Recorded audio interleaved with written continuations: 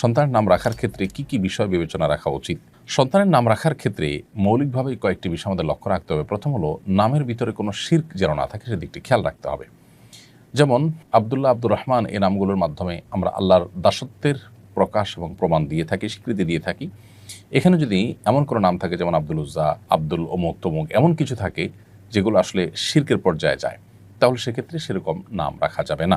আল্লাহ ছাড়া অন্য কারোর গোলাম হিসাবে কেউ নিজের নাম রাখলো, যেমন আব্দুল মুস্তফা রাখলো, মুস্তফার গোলাম, তো সেক্ষেত্রে এরকম শিরকপূর্ণ নাম থেকে আমাদের বিরত থাকতে হবে, এগুলো রাখা থেকে। দ্বিতীয়ত, অমুসলিমদের সঙ্গে যে সমস্ত নামগুলো তাদের সাথে সামঞ্জস্যতা রাখে বা তাদের বিশেষণ আছে এরকম নাম মুসলমানদের সন্তানদের জন্য রাখা, এটিও নিষিদ্ধ এবং নাজায়েজ। এবং সেই সাথে যে নামের অর্থ মন্দ, সেটার অর্থের মধ্যে খারাপ কিছু আছে সেটা। আর 4 নম্বর হলো, যেই নামের মধ্যে অহমিকা প্রকাশ পায় এরকম কিছু, বা নিজের বড়ত্ব এবং পবিত্রতাকে প্রকাশ করবার জন্য নাম ধারণ করা, সেগুলো মূলত নিষিদ্ধ। এই মৌলিক বিষয়গুলোকে মাথায় রেখে যদি আমরা নামকরণ করি, ইনশাআল্লাহ ঠিক আছে। কোনো ব্যক্তির নামের মধ্যে পুততা, পবিত্রতা, তার ভালো দিক প্রকাশ হতে পারে, সেটা সমস্যা নেই, কিন্তু এটা প্রকাশ করার উদ্দেশ্যে নামকরণ করা, বিশেষ করে যেটা নিছকই অহমিকারী বার্তা বহন করে, সেরকম নাম রাখা, বিশেষ করে অহমিকা প্রদর্শনের উদ্দেশ্যে, সেটি নাজায়েজ। নাম রাখার ক্ষেত্রে আমাদের কয়েকটি স্তর আছে। সবচেয়ে ভালো নাম রাখা হবে তখন যদি আমরা আবদুল্লাহ, আব্দুর রহমান রাখি। নবী সাল্লাল্লাহু আলাইহি ওয়াসাল্লাম পরিষ্কারভাবে হাদিসে বলেছেন, আবদুল্লাহ, আব্দুর রহমান হলো সবচেয়ে উত্তম নাম। দ্বিতীয় স্তর হলো, আবদুল্লাহ, আব্দুর রহমানের পর আল্লাহর আরও যে গুণবাচক নামগুলো আছে সেই সব নামের শুরুতে আব্দুন যুক্ত করে যে সমস্ত নাম রাখা হয়, যেমন আব্দুস সবুর, আব্দুল কাদের, আব্দুর রহিম ইত্যাদি ইত্যাদি যে নামগুলো আছে সেগুলো। মেয়েদের ক্ষেত্রে এই সব নামের ক্ষেত্রে শুধু আমাতুন যুক্ত করলে হয়ে যাবে, আমাতুল্লাহ, আমাদুর রহমান, আমাদুস সবুর ইত্যাদি ইত্যাদি। আর তৃতীয় নম্বর যে নামগুলো, সেগুলো হলো নবী রাসূলদের নাম।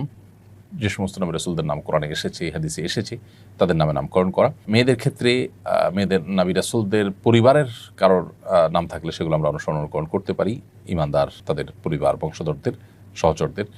আর চতুর্থ হলো সাহাবায়ে কেরাম, তাবেঈ এবং নেককার যে সমস্ত পূর্বসূরীরা চলে গেছেন তাদের নামে নামকরণ করা। এবং 5 নম্বর হলো যে কোনো সুন্দর অর্থবহ নাম রাখার ক্ষেত্রে 5টা স্তর মাথায় রেখে আপনি নাম রাখতে পারেন সন্তানের। আমার এক সহপাঠী ফেসবুকে আত্মহত্যার স্ট্যাটাস দিয়েছিল, আমি তখন গুরুত্ব দিইনি। পরে জানতে পারি সে সত্যি আত্মহত্যা করেছে। আমি মনে করি আমি যদি তখন কিছু করতাম হয়তো সে বাঁচত। এই অনুভূতি থেকে মুক্তি পেতে কি করা উচিত? আমি অনুশোচনায় ভুগছি। প্রিয় ভাই, আত্মহত্যা করা কবিরা গুনাহ, মহা অপরাধ। আত্মহত্যাকারী জাহান্নামে নিবেদিত হবে, নবী সাল্লাল্লাহু আলাইহি ওয়াসাল্লাম বলেছেন। আল্লাহ তাআলা আমাদেরকে হেফাজত করুক। পশ্চিমা সভ্যতা এটি আমাদের মধ্যে যত বেশি বিস্তার লাভ করছে, তত বেশি আমাদের মধ্যে ডিপ্রেশনের পরিমাণ বাড়ছে, আত্মহত্যার প্রবণতা তত বেশি বৃদ্ধি পাচ্ছে। কোনো ব্যক্তি আত্মহত্যা করতে যাচ্ছে, এটি আপনি জানার পর যদি তাকে নিবৃত্ত করার কোনো উপায় আপনার কাছে থাকে, তাহলে আপনার কর্তব্য, আপনার উপর ওয়াজিব এবং আবশ্যক হয়ে যায় তাকে নিবৃত্ত করতে উদ্যোগী হওয়া। যদি আপনি বুঝতে ভুল করে থাকেন, মনে করেছেন যে আবেগে দিয়েছে, এটার এমন কোনো সিরিয়াসনেস এখানে নাই, সেটা মনে করে আপনি এড়িয়ে থাকেন, তাহলে এটা আপনার বোঝার ভুলের কারণে আশা করা যায় আল্লাহ তাআলার কাছে আপনি গুনাহগার হবেন না। বিধায় এটা নিয়ে অহেতুক মর্মপীড়া আপনার ভোগার প্রয়োজন নেই। তবে হ্যাঁ, এটা ঠিক যে এখান থেকে শিক্ষা নিয়ে আপনি পরবর্তীতে এই জাতীয় ইস্যুগুলোকে আরেকটু গুরুত্বের সাথে দেখার চেষ্টা আপনাকে করতে হবে, এবং সেই সাথে আপনার এখানে যে উদ্যোগ নেওয়ার সুযোগ ছিল যেটা আপনি নেননি, সেটার কারণে আল্লাহ তাআলার কাছে আপনি ইস্তেগফার করবেন, ক্ষমা প্রার্থনা করবেন, ভবিষ্যতের জন্য এরকম ভুল না হয় সেজন্য আল্লাহ তাআলার সাথে প্রতিশ্রুতিবদ্ধ হবে। আসিফ জাওয়াদ লিখেছেন, ইসলামী শরিয়া মতে ধনী ব্যক্তির সংজ্ঞা কি? ইসলামী শরিয়া মোতাবেক যে ব্যক্তির কাছে নেশা পরিমাণ সম্পদ আছে, অর্থাৎ 52.5 তোলা রূপার মালিক যে ব্যক্তি, এই মুক্তভাবে পরিমাণ সম্পদের মালিক হলে তাকে ধনী বলা হবে। ছেলে হয়ে মেয়েকে টিউশনি করালে কি গুনাহ হবে? আর ছেলে ছাত্রের টিউশনি করলেও যদি ছাত্রের মায়ের সঙ্গে নিয়মিত যোগাযোগ করতে হয়, তাহলে সেটা কি গুনাহের অন্তর্ভুক্ত হবে কিনা? আপনি প্রাপ্তবয়স্কা মেয়েকে, কিংবা প্রাপ্তবয়স্ক হওয়ার কাছাকাছি যেটা দেখতে প্রাপ্তবয়স্ক হওয়ার মতো হয় সেরকম মেয়েদেরকে পড়ানোটা আপনার জন্য গুনাহের কথা। যদি পর্দার মধ্যে রেখে পড়াতে পারেন এবং অন্যান্য মেয়েদের সাথে পড়ান, এবং সেক্ষেত্রে ফিতনা থেকে আপনি নিজেকে সেভ করার জন্য শত চেষ্টা করেন এবং আপনি টিকে থাকতে পারেন, তাহলে সেটা করতে পারেন। কিন্তু পর্দার বিধান লঙ্ঘন করে যদি পড়ান, সেটা গুনাহের ব্যাপার হবে।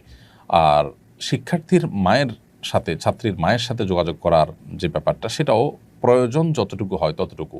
ধরুন টেক্সট মেসেজ আদান প্রদান করার মাধ্যমে প্রয়োজন পূর্ণ হতে পারে, তাহলে সেটুকু করবেন। প্রয়োজনের বাইরে যোগাযোগ করা বা সীমা ছাড়িয়ে যাওয়া, সেটা হলো নাজায়েজ এবং গুনাহের কথা।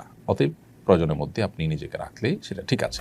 সুমাইয়া লিখেছেন, কিছুদিন ধরে আমার মনে হয় আল্লাহ আমাকে কেন সৃষ্টি করেছেন, আমার মৃত্যুর পর জান্নাত বা জাহান্নাম থাকবো, আমরা মৃত্যুর পর জান্নাতে বা জাহান্নামে থাকবো, কিন্তু তারপর কি হবে, জীবন কি কখনো শেষ হবে না, জান্নাতে কি আপনজনের দেখা হবে, এসব ভাবলে আমি খুব অস্থির হয়ে পড়ি এবং মানসিকভাবে কষ্ট পাই। এবার ইসলাম কি বলে, আমি কিভাবে মানসিকভাবে স্থির থাকতে পারি?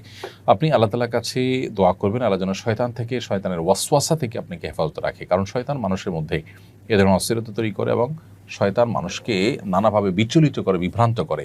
এই জন্য আপনি দেখবেন নামাজের শুরুতে, কোরআন তেলাওয়াতের শুরুতে, এমনকি সন্তান জন্মগ্রহণ করার পর শুরুতে তার জন্য দোয়া করা, সব ক্ষেত্রেই কিন্তু শয়তান থেকে পানা চাওয়ার দোয়া রয়েছে।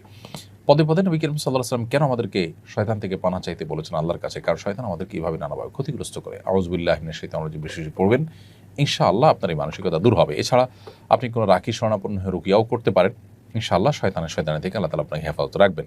সেই সাথে আখিরাতের সাথে দুনিয়াকে আমরা মিলিয়ে মূলত এই ভুলগুলো করে থাকি। দুনিয়াতে আমরা যেভাবে ভাবি, আমরা আখিরাতটাকে সেরকম ভাবলে তখন এই ধরনের বিচলিত হওয়ার বিষয়গুলো আমাদের সামনে আসবে।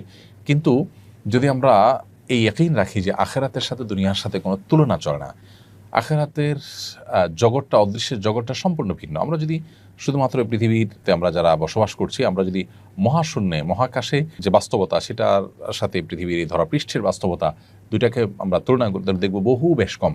তাহলে সেক্ষেত্রে অনন্ত অসীমকালের যে আখিরাত, পরকাল, যেটা মানে লোক চক্ষুর আড়ালে, যেটা এই দৃশ্যমান জগৎ যেটা আছে, এই মহাসৃষ্টি, মহাশূন্য, এই পৃথিবী, এই জগতের বাইরের জগতে, সেই জগতের পুরো বিষয়টা সম্পূর্ণ ভিন্ন হবে। তখনকার কিয়ামতের একদিন হবে দুনিয়ার শত শত হাজার বছরের সমতুল্য। সেটার সাথে দুনিয়ার কোনো কিছুর তুলনা হবে না।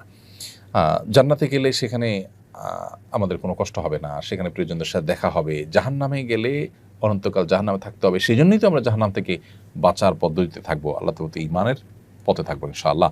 মাহমুদুল হাসান আপনি লিখেছেন, শারীরিক প্রতিবন্ধিতার কারণে পরনির্ভরশীল ব্যক্তির বিয়ের বিধান কি, তারা কি বিয়ে করতে পারবে? প্রতিবন্ধকতা এটা বিবাহের জন্য বাধা নয়।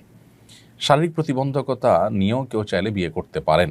এক্ষেত্রে দুটি বিষয় লক্ষ্য করতে হবে। প্রথমত, যার শারীরিক প্রতিবন্ধকতা আছে তার প্রতিবন্ধকতা তার স্ত্রীর হক আদায়ে যেন প্রতিবন্ধক না হয়।